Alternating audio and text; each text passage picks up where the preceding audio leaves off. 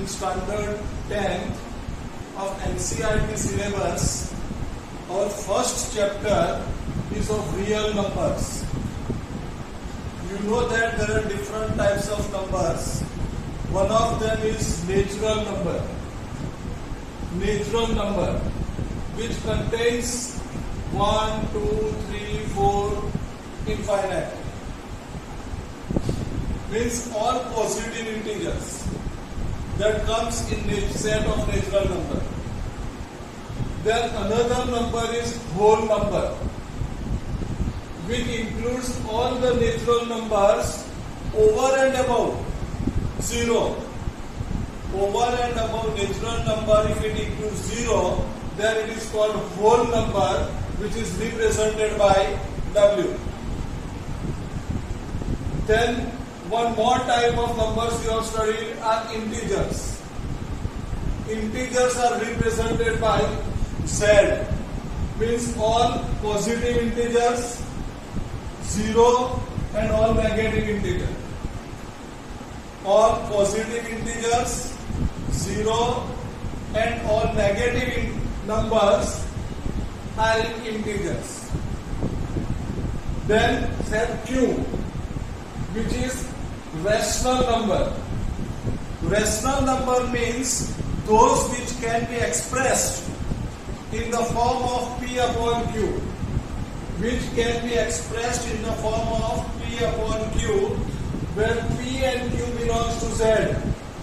But Q, that is denominator, cannot be 0. Q is not equal to 0. They are called rational numbers.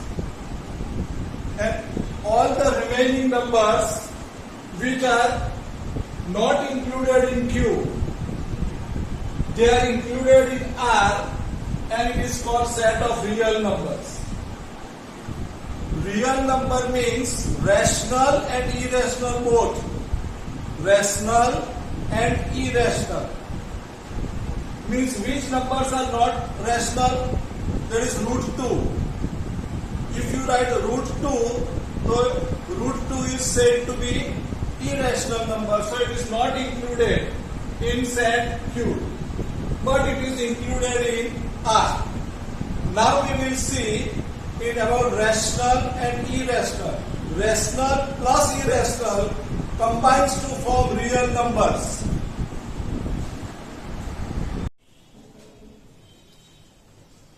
Now I told you that set R includes rational and irrational numbers.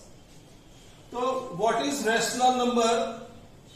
Those numbers which can be expressed in the form of P upon Q, where P belongs to Z, Q belongs to Z, means both are integers, but Q cannot be equal to 0, means denominator should not be 0, are called rational numbers. Now, irrational numbers. A number which is not a rational. A number which is not a rational is called an irrational number. So, real numbers, the collection of rational and irrational number is the set of real number. So, collection of rational and irrational number is the set of real numbers.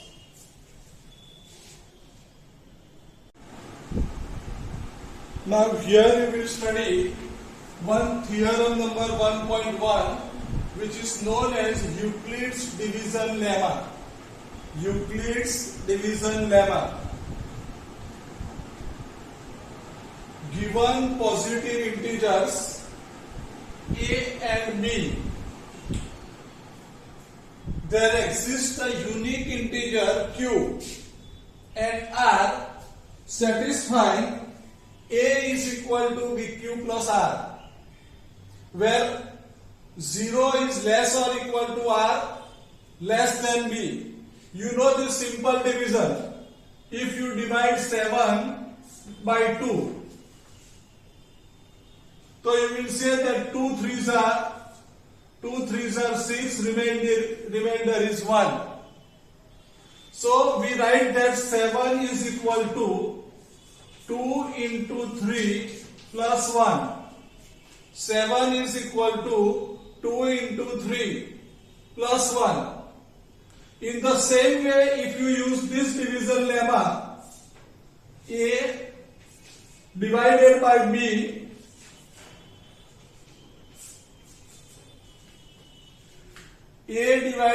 B answer, that is quotient, which is called quotient is Q and remainder is R.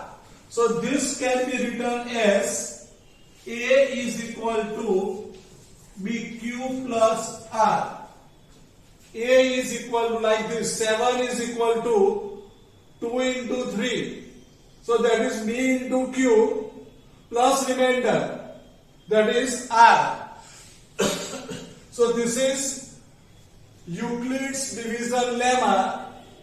A is equal to BQ plus R, where remainder always lies between 0 and B. So this is Euclid's division lemma, which you have to remember, and it will be useful in solving many sums.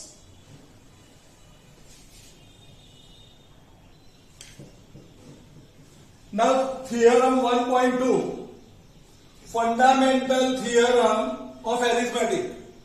Theorem 1.2 is fundamental theorem of arithmetic.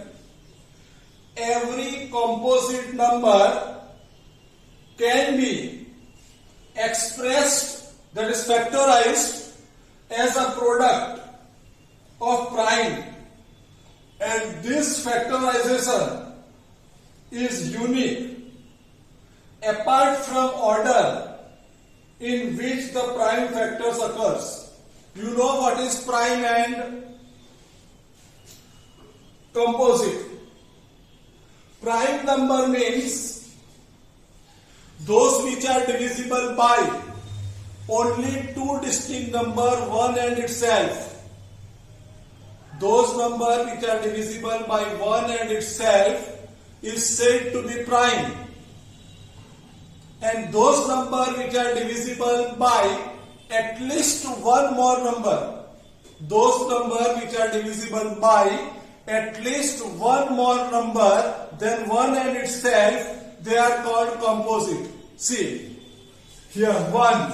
So 1 is divisible only by 1. 2 is divisible by 1 and 2. 3 is divisible by 1 and 3. 4 is divisible by 1, 2, 4. 6 is divisible by 1, 2, 3, 6.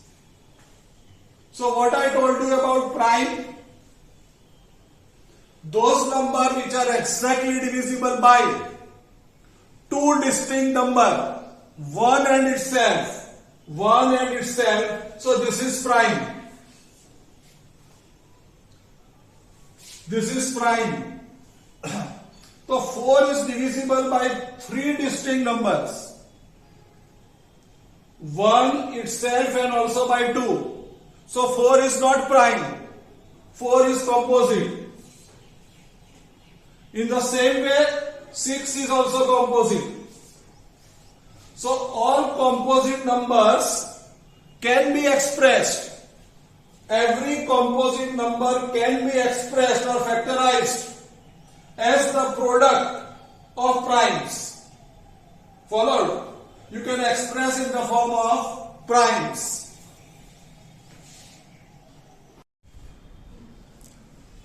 Now, theorem 1.3.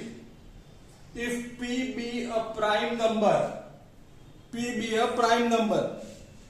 if P divides A square, then P divides A, where A is a positive integer.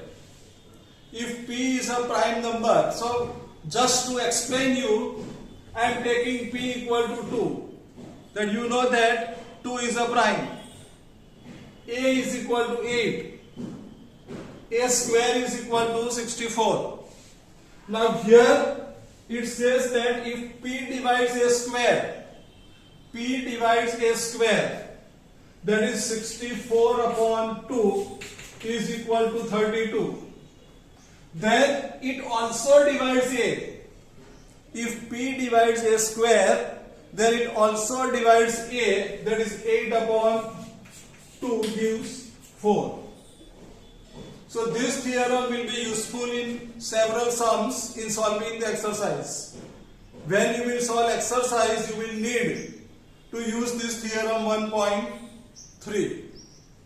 Now 1.4, theorem number 1.4 is prove that. That also comes in exercise. So now I will explain you theorem 1.5.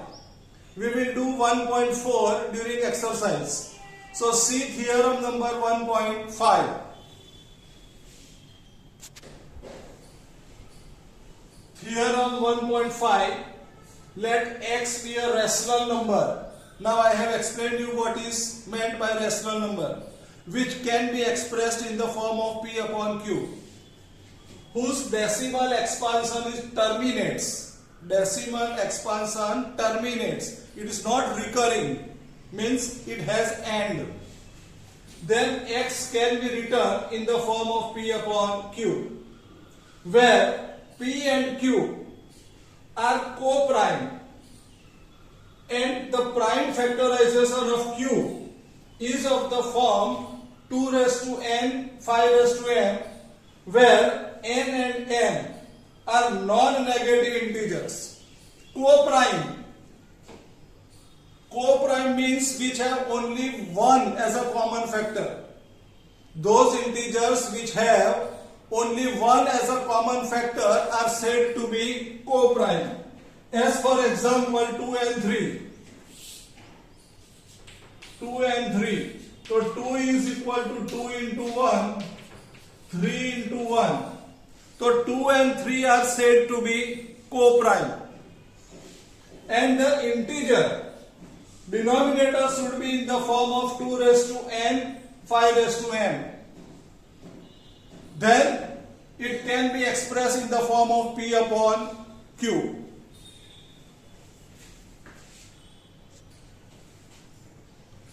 Now, theorem number 1.6. If let x is equal to P upon Q, means rational number, be a rational number, such that the prime factorization of Q, means denominator, is of the form 2 raised to n, 5 raised to m, where n and m are non-negative integers. N and m are non-negative. Non-negative means either 0 or positive. Non-negative means either 0 or positive. Then x has the decimal expansion which terminates. So if you want to see the given rational number is terminating decimal expansion or recurring, then you have to see the denominator. If the denominator is in the form of 2 raised to n, 5 raised to m, then it has terminating decimal expansion. If you have like this,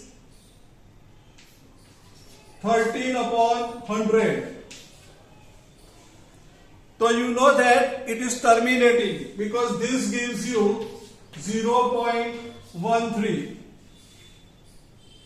So denominator is in the form of multiples of 2 and 5. 13 upon 100 can be written as 4 into 25. 100 can be written as 4 into 25. This equal to 13 upon 2 square into 5 square. So you can see that they are in the form of 2 raised to n, 5 raised to m. So whenever you get the denominator in the form of 2 or multiple of 2, 5 or multiple of 5 or both, then it is always terminates.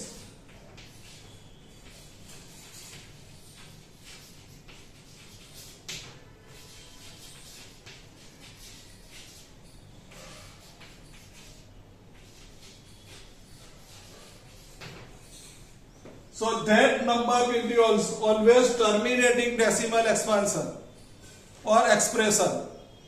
So theorem numbers 1.6 will help you to decide whether the given rational number is terminating decimal or recurring decimal.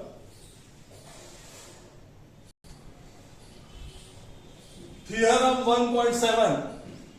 Let x is equal to p upon q, where p and q are co-primes. Now you know what is co-prime.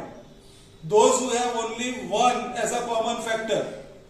Be a rational number, so x is a rational number, such that the prime factorization of q, that is denominator, is not of the form 2 raised to n 5 raised to m, whose denominator is not of the form 2 raised to n 5 raised to m, where n and m are non-negative integers.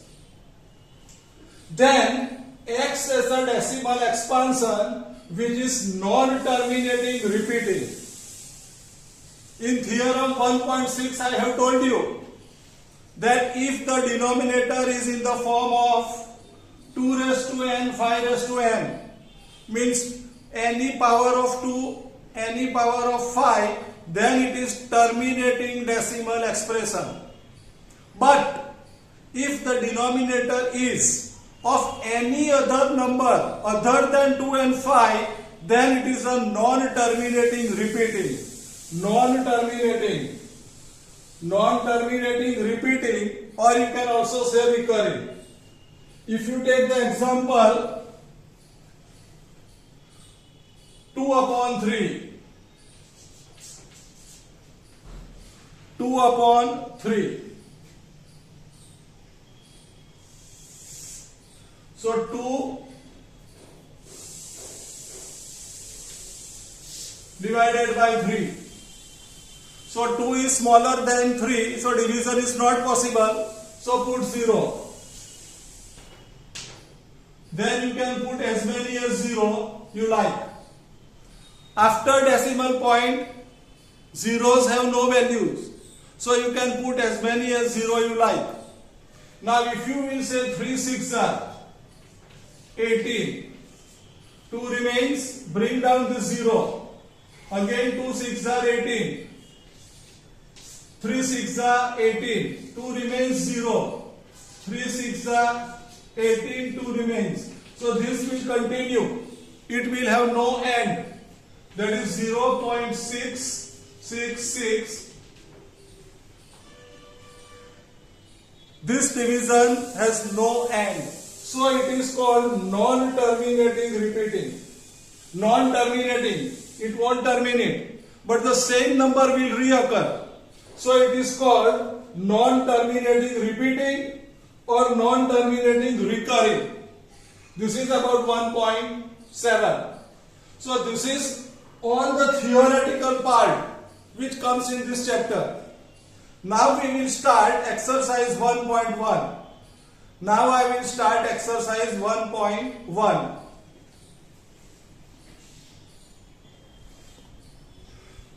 Exercise 1.1, question number 1. Use Euclid's division algorithm. Euclid's division algorithm means A is equal to BQ plus R. See theorem 1.1. Find HCF of 135 and 225. You have to find the HCF of 135 and 225. So using Euclid's division algorithm. So for this you have to write the greater number first. 225 is equal to 135 into. Now you know how we got this. A divided by B Q. Here you got R.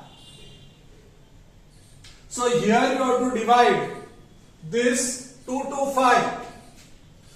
2 to 5 by 135. Divide 2 to 5 by 135. That is 135 ones are 135. 90 remains.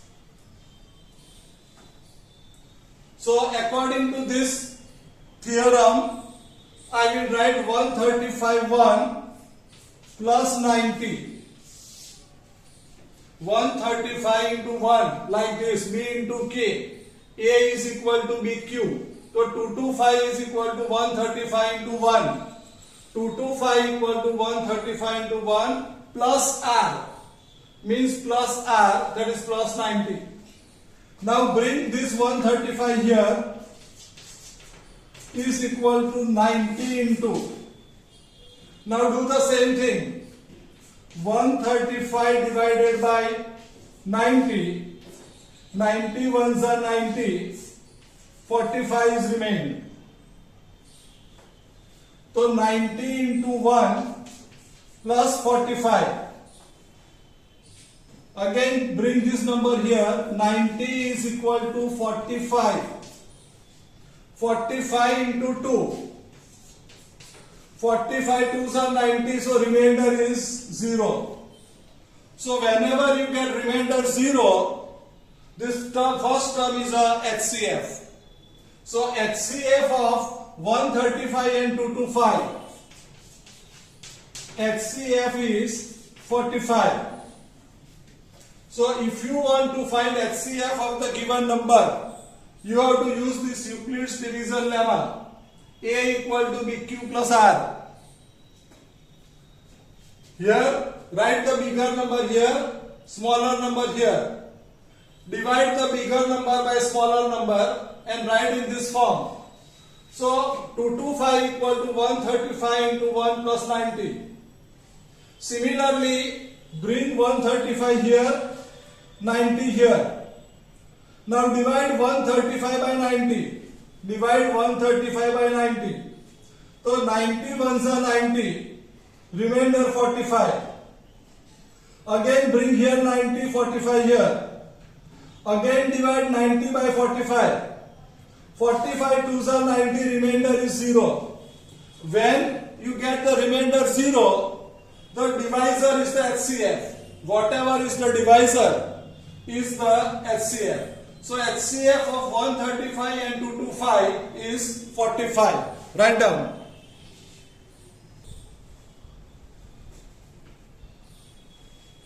Now question number 1, sub question 2. Find HCF of 196 and 38220. So write 38220 is equal to 196 into. Now you have to divide 38220 by 196. So 196 ones are 196 ones are 196. Subtract.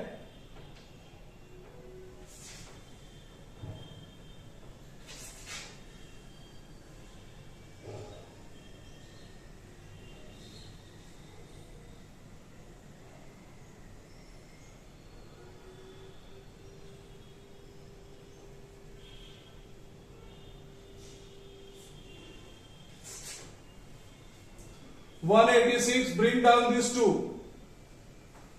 Now 196 nines are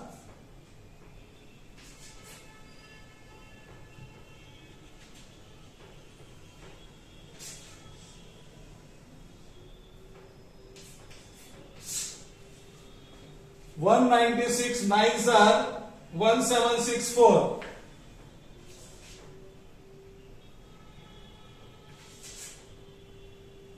down this 0. Now 196 5s are.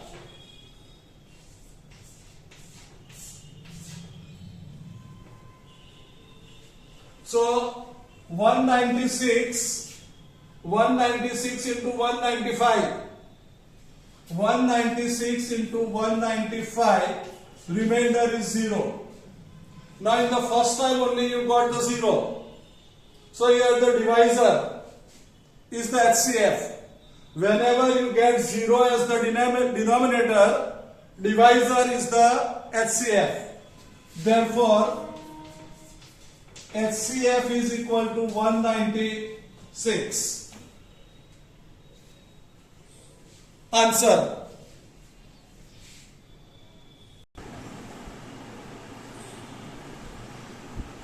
Now sub question 3.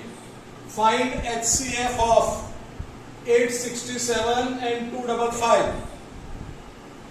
So this will give you 867 is equal to 255 into. So divide 867 by 255. Divide 867 by 255.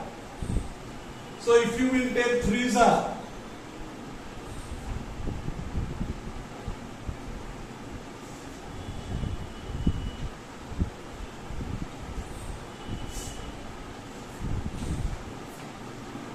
two 55 3s are plus remainder is 102. Remainder is 102. Now bring this 255 here. 255 bring 102 here, remainder into. Again divide. 255 divided by 102, 2s are, gives you 204. Remainder is 1. 51. 102 2s are, remainder 51. Now bring this 102 here. 51 here. So you know that 51 2s are 102. Remainder is 0. As the remainder is 0, this divisor is the HCF. Therefore, HCF is equal to 51. HCF of 867 and 255 is 51. Answer.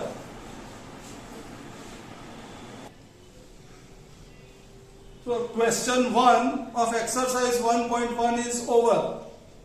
Now for question 2 onwards, please see my lecture number 2. You will get the remaining part of this exercise in my lecture number 2. So wait for my lecture number 2.